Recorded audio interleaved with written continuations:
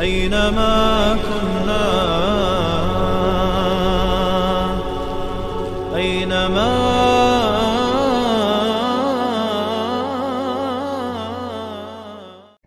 بسم الله والحمد لله والصلاة والسلام على رسول الله. اما بعد، السلام علیکم و رحمت الله و برکاته. یکی از نامهای الله الرب می باشد که در قرآن در بسیاری از مکانهایش در مقام دعا آمده است. بنده وقتی که دعا می کند، الله چگونه دعا کردن را تعلیم داده است. ربنا اتنا في الدنيا حسنة وفي الآخرة حسنة وقنا عذاب النار. ربنا، الرب به معنای مالک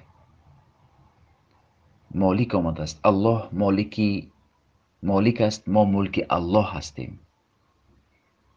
تمامی این عالم ملک الله است. الله مالکی عالم می باشد. اینچنین الرب به معنای خالق آمده است. آفریدگار ما الله می باشد. الرب، پروردگار. و اینچنین الرب به معنای مدبر می باشد. ما اصلاح حیات خود را نمی دونیم. الله مدبر است، می داند ما چگونه به کدام روش اصلاح و سعادت دنیا را می یابیم. برای این در بعضی دعاها اللهم دبر لی فانی لا احسن التدبیر. پروردگارا، تو اصلاح روش ما را تو بر دوش خودت بگیر. مایان اصلاح روش خود را درست کرده نمیتوانیم. برای من الله مدبر است. الله بر ما قانون گذاشته است، چونکی ما بر خود قانون گذاشته نمیتوانیم. الله کتابی را فرستانده است که ما در حیات تطبیق کنیم و سعادت را یابیم و سعادتمند شویم، چونکه سعادت خود را نمیدانیم. برای من الله بر ما کتاب فرستاند و اداره روی حیات این زمین در دست الله است. شب می شود، روز می شود، زمستان می شود، بهار می شود، همه این مدبر الله می باشد. برای من الله سزاوار عبادت می باشد. برای من کلمه رب و اینچنین به معنای سید هم آمده است.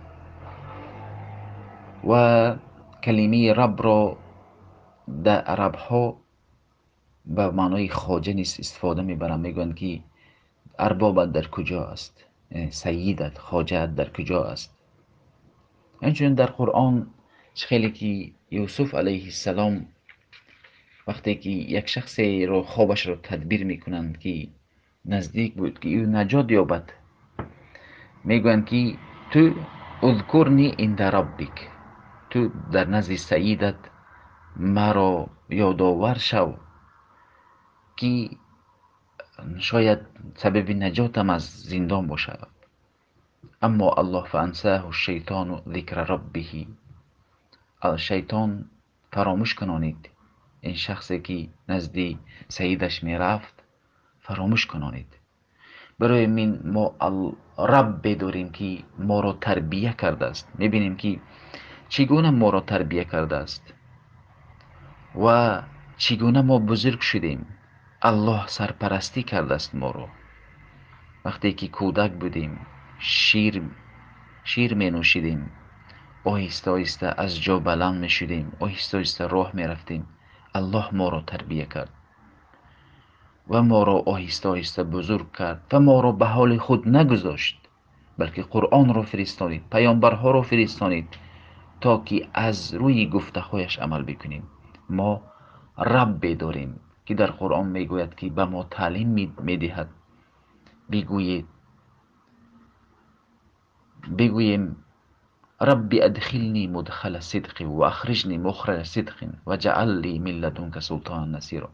پروردگارا، به هر جایی که درایم مرا به صدق در آنجا معروف بکن.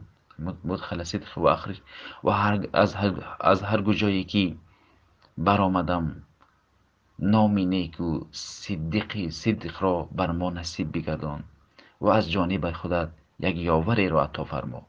ربی پروردگارم.